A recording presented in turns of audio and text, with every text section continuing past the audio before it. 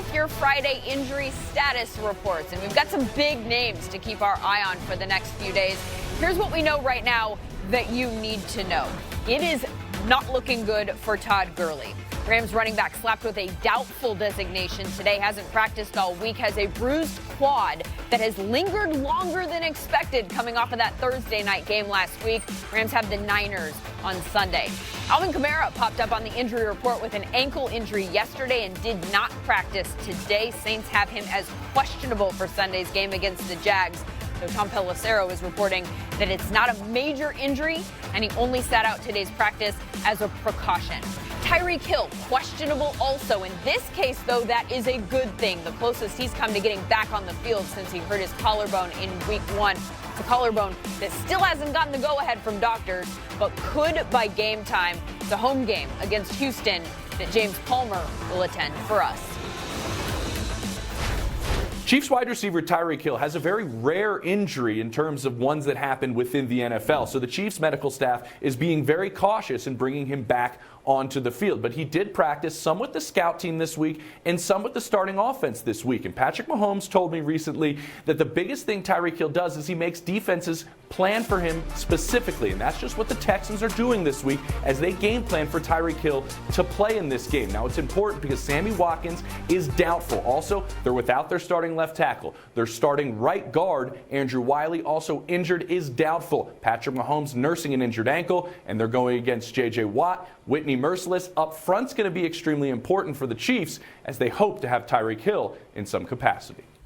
This game, I tell you, Kansas City, Houston, Patrick Mahomes, Deshaun Watson, we could see a lot of offense in this one, and we could have a new leader for the MVP award. These two here among the favorites at this time, along with Russell Wilson. Got to give the edge to Mahomes for now. Personally, that's just me. We'll have a discussion later in the show where they might disagree. But a win in KC could do wonders for Watson in this argument, too. Terrell Davis, Maurice Jones-Drew. Is that something you see him getting, a win in Kansas City? It's going to be tough. I think the Houston Texans are a really good offensive team, and they do a really good job of throwing the ball downfield and heavy play action, all those things. But for me, I think I said this a couple weeks ago. There's two teams now in the AFC that I'll never go against. And who's that? It's the New England Patriots and the Kansas City Chiefs. I am bought in. I am sold. And the Jacksonville Jaguars. Not Jacksonville? That's with my heart. But I'm talking about when you watch the way this team plays. Like, again, I'm always going to go for Jacksonville and Oakland, to be honest, because they both paid me. But when we get here, the Kansas City Chiefs, they find ways to make plays. And you know what? They stumbled against the Colts, and that's okay. But I guarantee you Patrick Mahomes is going to find a way to get the ball to these open receivers, whoever's out there. It doesn't matter who's out there. Byron Pringle caught a touchdown last week. He'll find a way to get this thing going. And it's back at home. They'll have to defend their turf. Andy Reid has a week to kind of work on some things. I think they'll be ready to go. Yeah, I agree with that. I think Andy Reid, to me, in terms of they struggled the last 2 weeks, right? We all know the book is out there. Play a little bit more man coverage against this offense. But I'm telling you, there's ways to beat man coverage, and I think they're exploring those. They have to, because this offense is too talented with the receivers they have. There's concepts you can use. There's crossing routes. There's, the bunch formations, things that you can confuse teams who want to play you man. There's Tyreek Hill. And Tyreek Hill, if he returns, you got him. So that was an example of that. You see it again right there where they're coming across, and some people call it a pick, but it's a rub. I don't know what you're talking about. I know what you're talking about. But if you incorporate those things more into the offense, that's what they'll lean on to free those guys from man coverage. Are you guys expecting this to be a high-scoring game?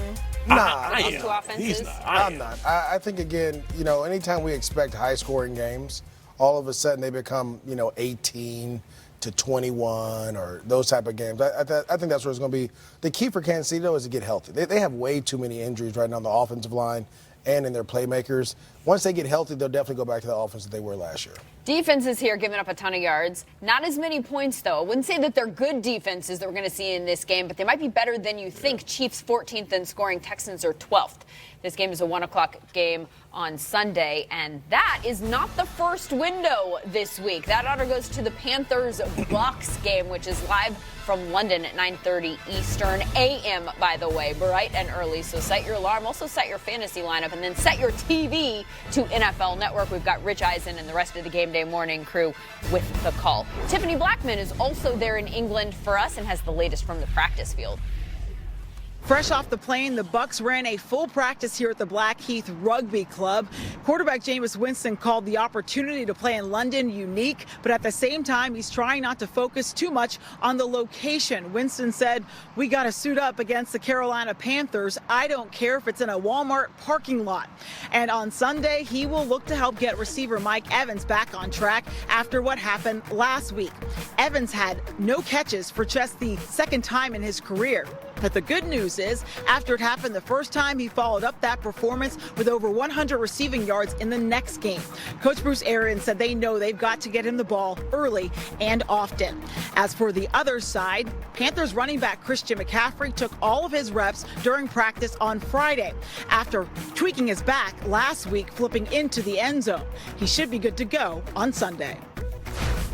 Thank you, Tiffany. Good that McCaffrey will be out there. I know a lot of people are curious to see what he looks like, though. Remember, this was the team, Tampa Bay, in week 2 that held him to single-digit fantasy points, just 53 scrimmage yards and no touchdowns, all season lows for him. That was with Cam Newton, though, playing with an injury that he had not yet disclosed. Do you see things going differently this time, TD? I don't. Oh, you're a hater. I don't, and here's why. It's a running back. How are you going to say that about a running back?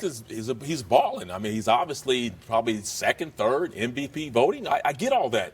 But when you play a divisional team who has the book on you, and not only that, their defense is playing really well. I think Todd Bowles' defense right now, they're locking on running backs. They play these backs. Matt Breida, Alvin Kamara, Todd Gurley. Those guys, no one got more than 62 rushing yards on them. And I know he's a multi-purpose back receiving yards as well.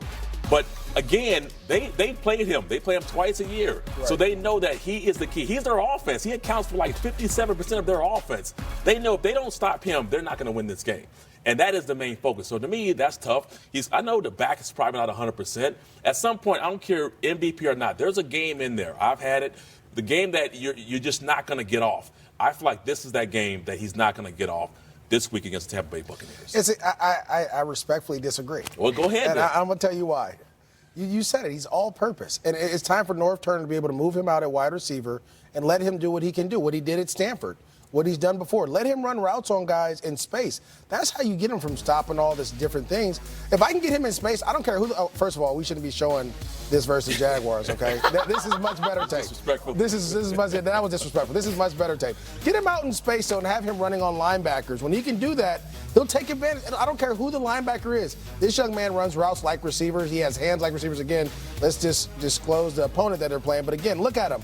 You get him in space on guys. And Myles Jack is a guy who actually covers receivers in the slot. So that's how you utilize him. He may not run the ball and have the rush yards, but you can get him on this all-purpose, the scrimmage yards as well. Bucks are 0-2 in London. You don't like that? No, I'm just saying they cannot let him get off. By the way, how about the respectfully disagree, which makes you I like laugh? that, like though. when he says it. Yeah, I appreciate you saying it. Doesn't feel so respectful. He said respectful. At least he was respectful. Yeah, I could have been disrespectful. I appreciate that. I could have been disrespectful, but I didn't want to be. So Bucks are 0-2 in London in their past. The Panthers have never before played an international game. They seem to be enjoying this experience so far. How about their owner, David Tepper, living his best life at a Panthers rally earlier today? MJD looks like you that. Dancing earlier on Fantasy Live. Listen, first of all, you should have invited me because I'd have cut the rug with you. No question. Look, yeah, just like I'd have been right there. Like, get it. What do you call that dance, by the way? That's the two-step. The two-step? No, that's not the two-step. Oh, my. I don't know. It's not the two-step. We saw another pretty swaggy owner last night in Foxborough, Robert Kraft's undefeated Patriots, and their all-world defense hosting a New York Giants team that did not have Saquon Barkley, Evan Ingram, Sterling Shepard, or Wayne Gallman. They did have Daniel Jones, though he ran into some trouble against this D. Patriots with 4 takeaways in the game. They also had a defensive touchdown. They had a touchdown on special teams as well. And how about this little fancy twist? There were 2 rushing touchdowns for Mr. TB12, who also passed Peyton Manning for second on the all-time passing list. 6-0 for the 4th time in franchise history. And if that's not enough to be excited about in Foxborough, how about this about Gronk? He hasn't put his retirement papers in. So we can always pray and hope. It's a little fact that I didn't know that. Well, I'm glad I could tell you one thing you don't know.